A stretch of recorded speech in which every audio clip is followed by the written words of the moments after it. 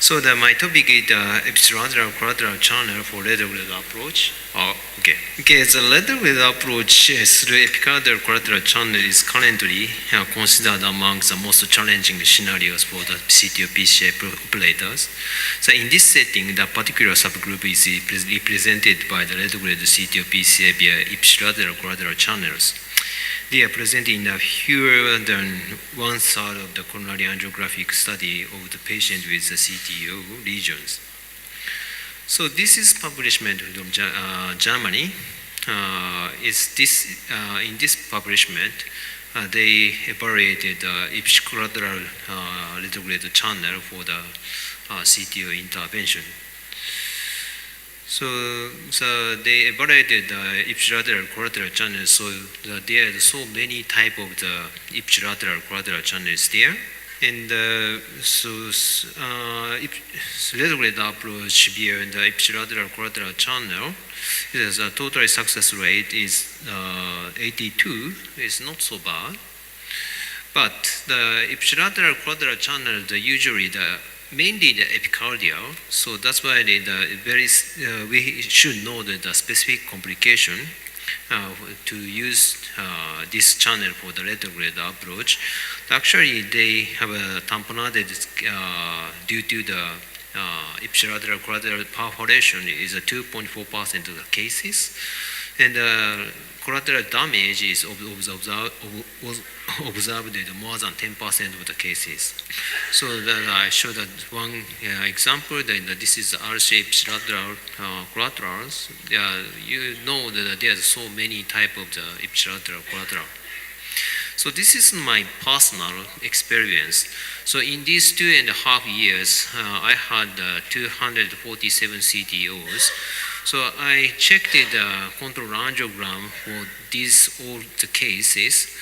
So in these cases, 170% of the cases contralateral dominant, but 10% of the cases, the both collateral channel we can see, and 22% cases, ipsilateral collateral channels was dominant. So in these control angiograms, of course, I could recognize the antegrade approach, but in some cases we need to the retrograde approach. So the contralateral dominant patient lesions, the 43% of the we need to the retrograde, and the both group is the 50%. And the ipsilateral dominant patient, we use 63% of the cases we need to the retrograde approach. And of course, when the case with contralateral collateral channel dominant, I never use the ipsilateral collateral channel for the retrograde approach. But both we can see, when we can see the both collateral channels, there's 33% of the cases we use ipsilateral. And also ipsilateral dominant cases is 88% of the cases we use the ipsilateral collateral channel. So in the control angiogram, the 32% of the cases we can see the ipsilateral collateral channel, and ipsilateral collateral channel retrograde approach, I did only 40% of the cases in these 2.5 years. So, but the ipsilateral collateral channel sometimes is not interventional. This case is also, this ipsilateral channel is not suitable for the retrograde approach, I think, but this is very important contralateral injection shot using by the micro caster.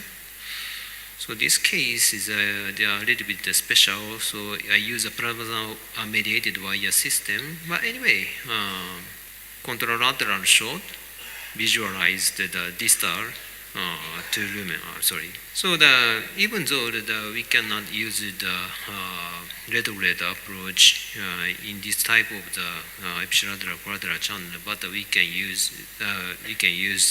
antegrade guide wiring. So this case is mid-LED CTUs. You can see very good epicollateral channel is there. But in the first attempt, antegrade approach has been failed. So finally, they used Stingray, but the Stingray direction is a totally different, the vessel course, so they gave up at that times.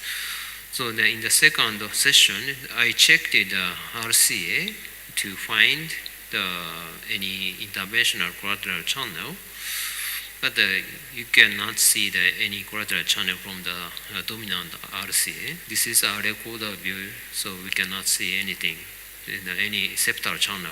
So this is chip injection in the ipsilateral collateral channel. But there is some bending portion here, but the SO03 could be passed. So as Dr. Asakura mentioned, just rotated is very important to preventing the damage of the channel. So take a little bit long time, but finally SO03 could be passed in this channel. So this is chip injection. The CTO length is very, very short. So I started retrograde wiring, and also I used the kissing wire technique. Finally, the antegrade kissing wire could be crossed the CTO side, but this retrograde system is very, very useful for the landmark of the antegrade guide wiring. So after 1.5 ballooning, I checked the angiogram, the damage of the channel, but it's okay. So this case, after stenting, this is final result. So the other case, but sometimes ipsilateral collateral channel has a risk of the perforation. This case is my live demo case, last IJCTO 2017.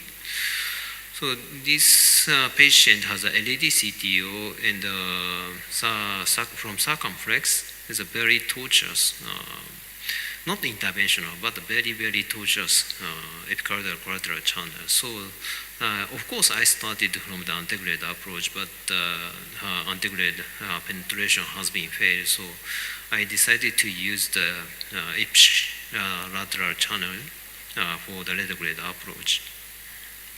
This is chip injection. So you can see that some corkscrew portion, the knuckle portion, bending portion is there. So this is a channel tracking with the SO03.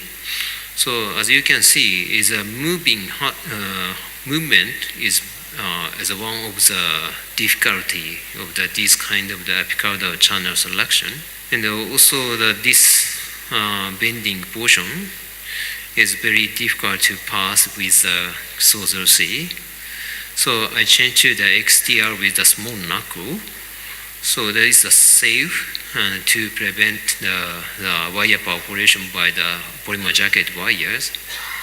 But finally, XTR stretched this bending portion. So the wire chip is assigned to the distal side of the two lumen like this. So but after reverse cut, I checked the chip injection from the antegrade. So you can see that the perforation or impending rupture at the bending portion. So that we put the several embolic coil to achieve the hemostasis. This is final shot. So in the summary, the ipsilateral collateral channel were observed about 32% of the CTO cases in my personal data. Some ipsilateral collateral channel are not suitable for retrograde approach. However, chip injection from them can be used in antegrade wiring. After using the ipsilateral collateral channel for retrograde approach, channel perforation must be evaluated by the chip injection after stenting. Thank you for your attention.